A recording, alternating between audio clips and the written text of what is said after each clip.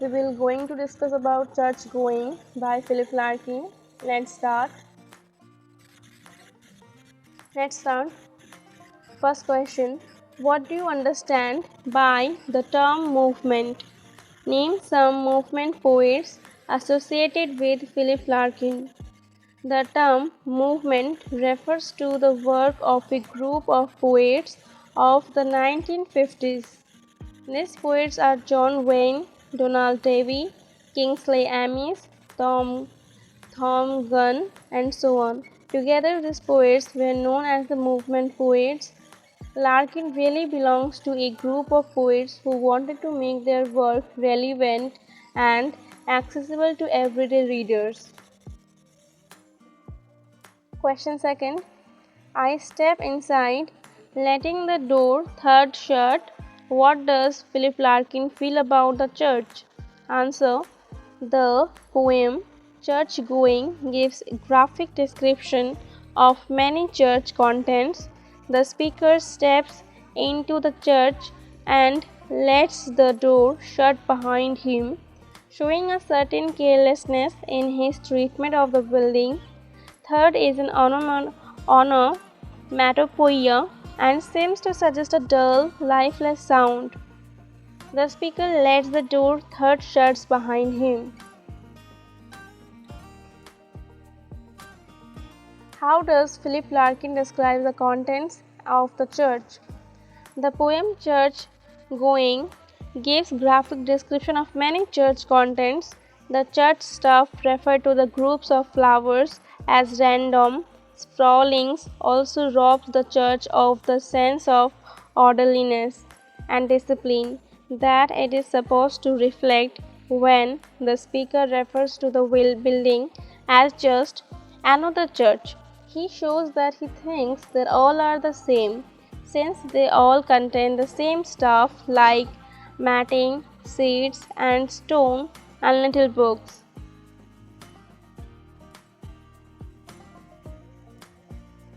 Next, why have the sprawlings of flowers become brownish now?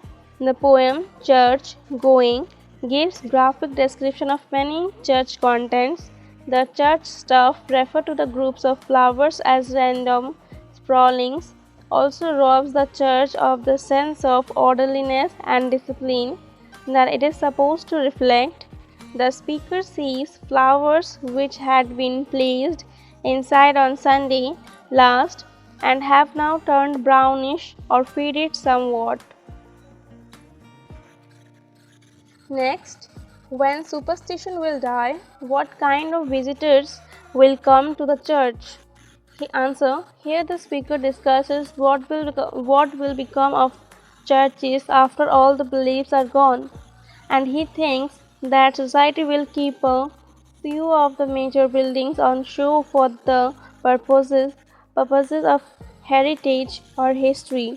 There will be nothing of the church building left to contemplate except grass, weedy pavement, brambles, buttress sky. In other words, the natural world will be all that remains without any higher sense of purpose or even a sense of doubt for humans. Question 6. What does the poet refer to by all our compulsions? As the final stanza begins, the speaker suggests that the reason he keeps coming back to the church is because it is a serious house. This seems to be a shift from the earlier vision of future churches as haunted house. Superstition can hardly be taken seriously. Here the poet compares the church to a place where all human desires and drives blend together and meet. Religion, for the speaker, is not just a set of rules or customs. It is an entire worldview that speaks to every corner of human life. Next, question 7. And gravitating with it to this ground, what does it signify here? The speaker concludes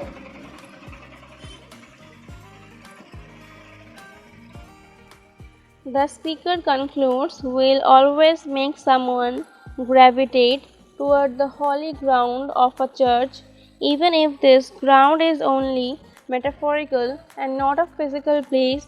In this poem, the speaker discusses the church as a building and the ground on which it is built. What he is really talking about, in a broader sense, though, is religion itself. It is kind of hard to talk about churches or church grounds without thinking about belief in God. Why does the poet by the phrase why does the poet by the phrase the echoes snigger briefly what is Irish sixpence?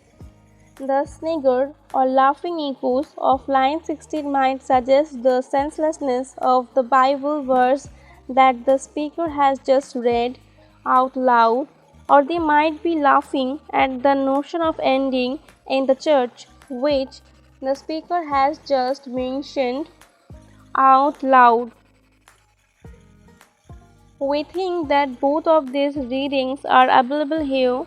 The speaker decides to go back to the door he came in through and donates an Irish sixpence into the collection box. Readers of Larkin's time would have known that an Irish sixpence was as a piece of currency, worthless in England. Next, why does the poet say the place, the church, was not worth stopping for? Answer. Larkin says that forsaken, deserted, and ruined churches would continue to be visited by some people. The poet persona reflects that church is not at all a good place worth stopping for. At this point in the poem, the speaker has definitely taken a pretty hard shot at religion and has proclaimed that it is all pretty much worthless after visiting the church.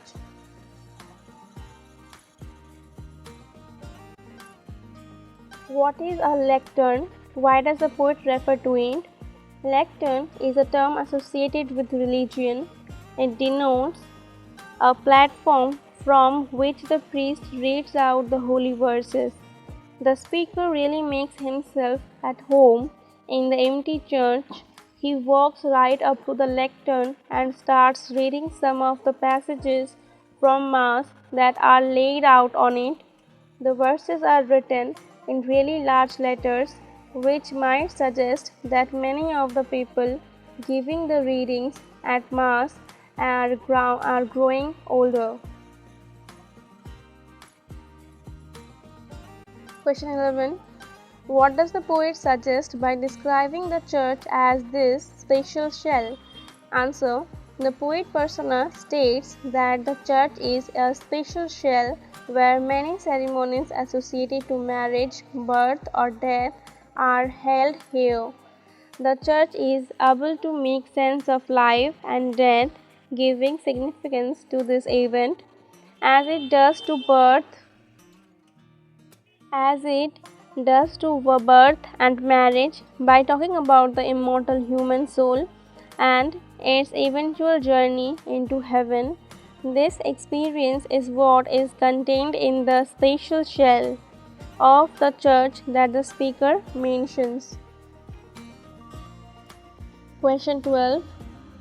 What does the poet suggest by describing the church as a serious house on serious earth? Answer. The poem Church Going closes with the statement that a church is a serious house on serious earth.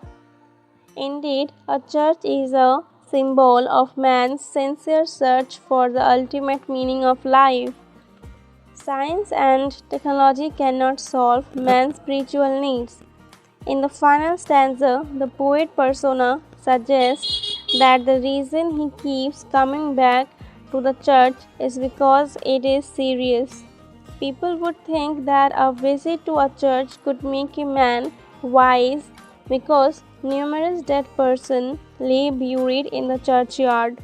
This seems to be a shift from the earlier vision of future churches as haunted houses.